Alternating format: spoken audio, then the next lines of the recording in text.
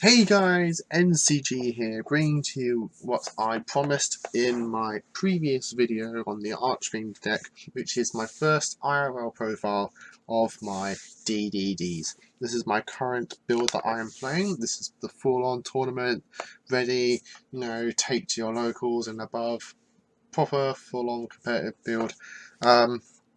And a build that I'm thoroughly enjoying and upgrading as I go. So if there are any huge updates, be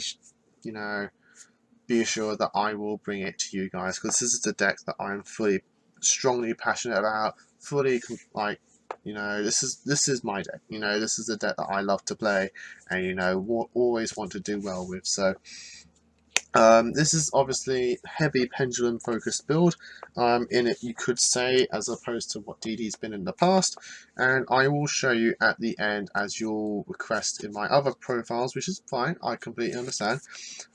There will be a 3-card combo at the end of this video, to show you what this deck can do if it gets like certain hands.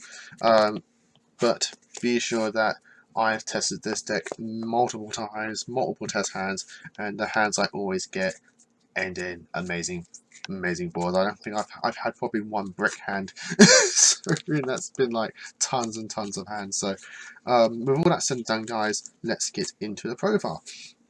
So we have 3 Ragnaroks. I'm going to go breeze through the DDs until I get something that's unique to DDs or brand new to DDs in terms of ratios, just because I'm pretty sure all you guys know what these guys do. So 3 Ragnaroks, 3 Thomas, heavily important card now. Thomas is super important and is actually part of your it's part of pretty much all of your combos to enter in the most amazing boards that you possibly can. 3 Kepler, always standard. 3 Copernicus. This is heavy metal foes electromite is in the extra deck, so we need pendulums to make it, essentially. So that's where Copernicus comes in. Copernicus not only helps you fulfill your electromite play in terms of actually summoning it, it's also a low scale for you in certain combos, and it's also your foolish burial to dump things like your slimes, your lamias, and stuff like that. So Copernicus is actually very important, you could say.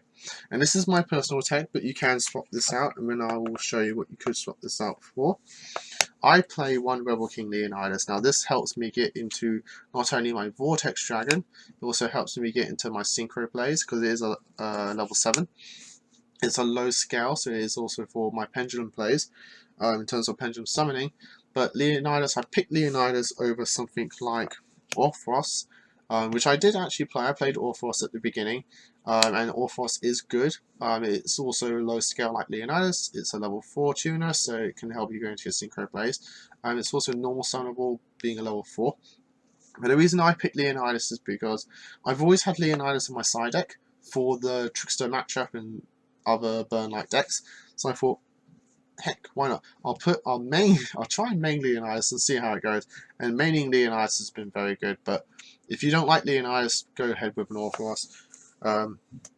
Or anything else, to be honest, completely up to you guys. So, but I personally play Leonidas for the help with the Vortex play.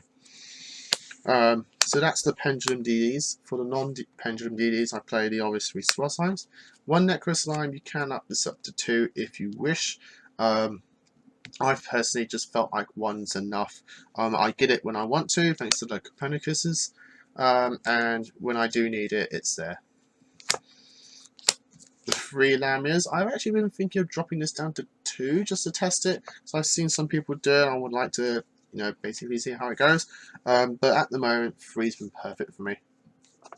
It's part of your other combos as well, so when you can't pull off the Electromite combo, having the Lamia for the other combos is very good.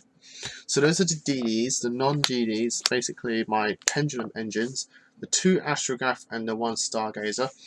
I've only gone for 2 Astrograph because I originally had 3 Astrograph and no Stargazer, but in testing I was like dead drawing this Astrograph with nothing to really do with it. So I thought, well, why not make it the other Darkworm engine, by being able to put astrograph and scale to pop it to get a pendulum on the field to make my electromite, and so far that's been going extremely well. Astrograph source was searchable so easily via the electromite, and you'll always have astrograph in circulation because of the electromite, which is very easy to summon thanks to things like the dark worm and even astrograph itself via the stargazer magician. So yeah, these engines have been amazing.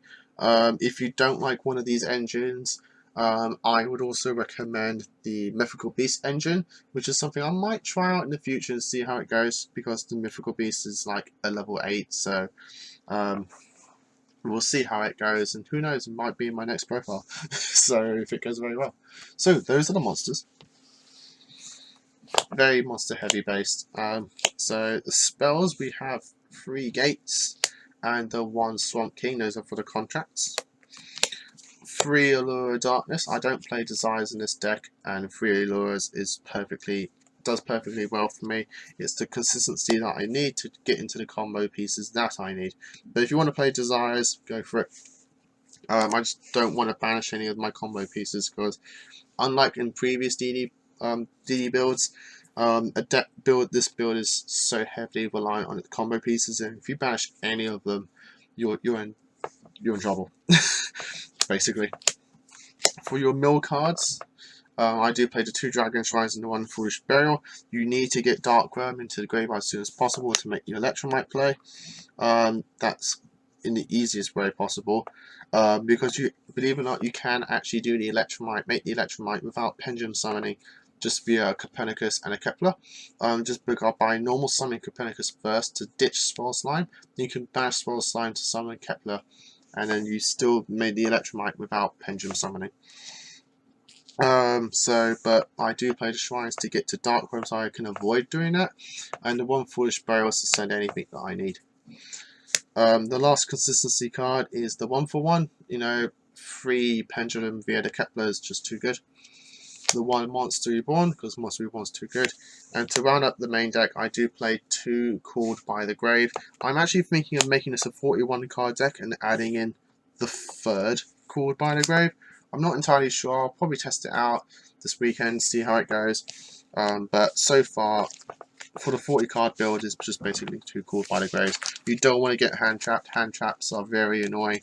And Called by the Grave helps you avoid that. Now, my extra deck, which is probably the weirdest part of this whole profile, because it's literally one of everything. So I'll play the 1 Genghis, 1 Diarch, 1 Beowulf, and 1 Vortex Dragon. Those are my fusions. Let's lay this out. So I play 4 fusions. The only weird thing in this profile is probably the main weirdest is the 1 Genghis. But believe it or not, in a build like this, in my testing, I either won't go into Genghis for my combos, or I only go into it once, and that's all I need, because now Genghis is in circulation from the graveyard, which is easier to utilize than from the extra deck itself. So once you've made your first Genghis, you tend to actually be fine, because you can revive it in so many ways with the Ragnaroks and stuff like that, and so it just helps you get that 1 combo off, which is really all you need.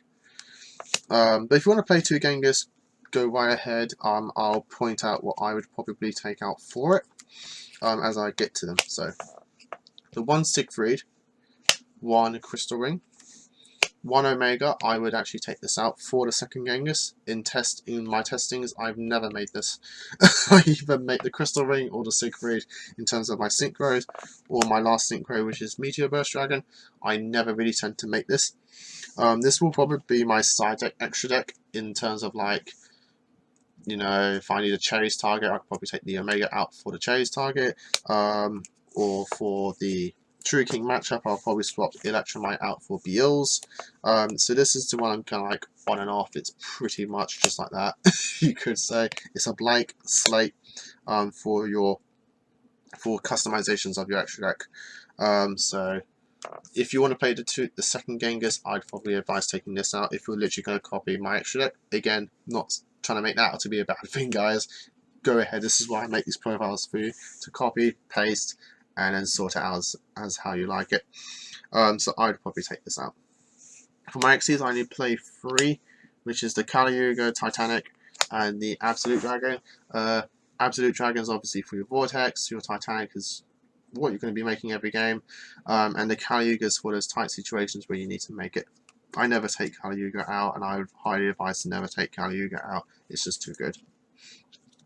And then for the master of my extra deck is actually 4 link monsters. I actually link summon a lot in this deck, and DDs can actually do that quite easily. In terms of link summoning, it's quite weird.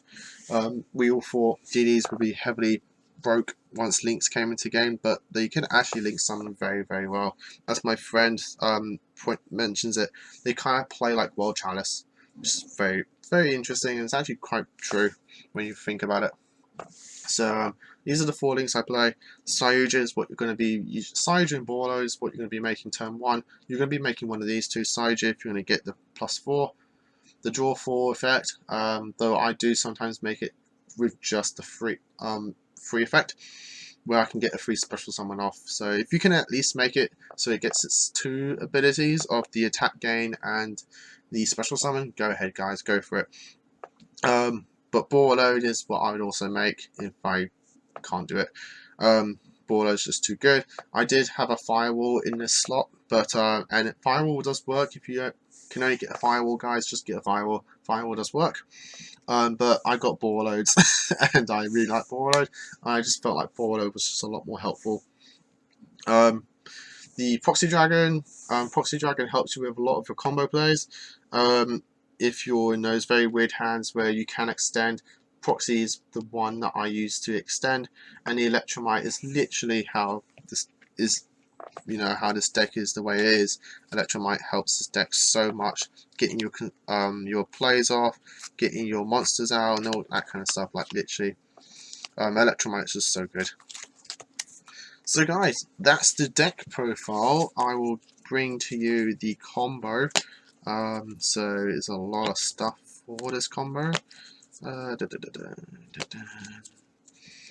So actually, I say there's a lot of stuff. There's not actually a lot of stuff. So yeah, you're going to be using a lot of cards for the combo, but you only need to start off with Thomas, Kepler, and Darkworm. If you start off with these 3 cards, you can. No, you don't need to start off with Darkworm. You need to start off with a Shrine or Foolish Bridle. So, if you open up with these 3 cards, which most of the times you do, you can make this combo, and you can end with a Ball Load, Vortex Dragon, and a Titanic Galaxy. So, my hand's up here.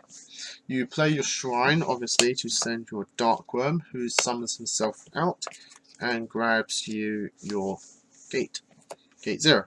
I'm going to put my hands up here so you can at least see what's in the hand at the current point in time. You'll now summon your Kepler. Kepler adds you your Gate. You will then link these 2 into your Electromite. The Electromite will add your Astrograph to your extra deck. You will now scale your Thomas, and you'll use its effect to add Kepler to your hand. You'll now use your Electromite to pop the Thomas to add the Astrograph to your hand, who then can chain to Electromite's third effect of drawing you a card. You now chain your Astrograph to summon itself, to search your second Thomas, and then the Electromite next to your draw. So I'm going to put this as a face down card. Now you will scale your Gate 0 and your Kepler, and then your Pendulum from your extra deck. Your also, sorry, my apologies. You will now play your Gate, and Gate will add you your. Once I get to it, apologies, I completely skimmed over this bit in my head. I got him out. Gate will add you your Leonardo, so you'll do this before you Pendulum Summon. So you can do this at this point. Once you put your cards on the scale, you put your gate in the scale, you'll activate the game, you add your Leonidas to your hand. So now from your deck, extra deck, you will pendulum your Thomas, and then you'll pendulum your Leonidas from your hand and your other Thomas from your hand. Next, you will overlay Astrograph and Leonidas into your Absolute Dragon, and then you'll use Thomas's effect to pop your Kepler in your scale, and then your special summon from your deck Ragnarok, who you will then overlay to make your Hope Harbinger, and then you'll link to Electromite, your Absolute Dragon, and your other Thomas. So Thomas will go to your extra deck, and then you'll link all of those into Borolo Dragon. Could be Cyodra as well, it's completely up to you.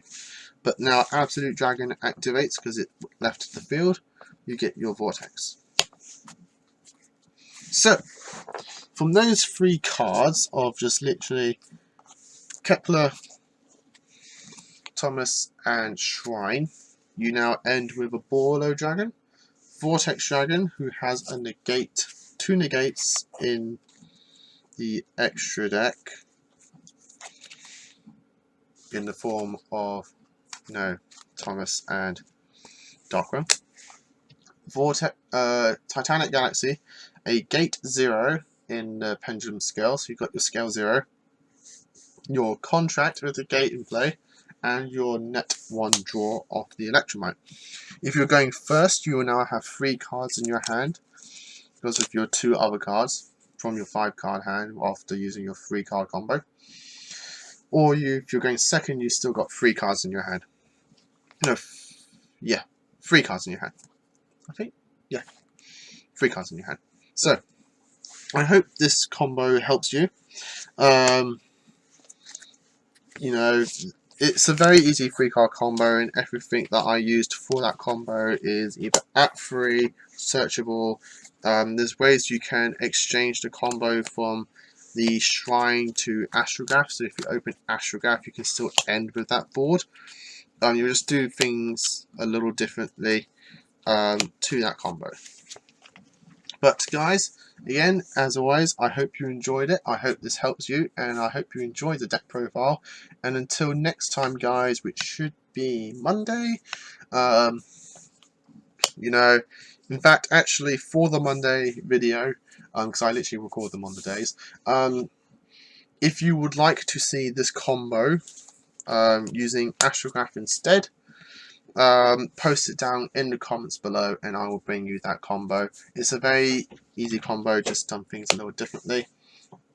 So if you would like to see that, post that down in the comments below and I'll happily bring that to you. So until next time, guys, as always, just keep having fun.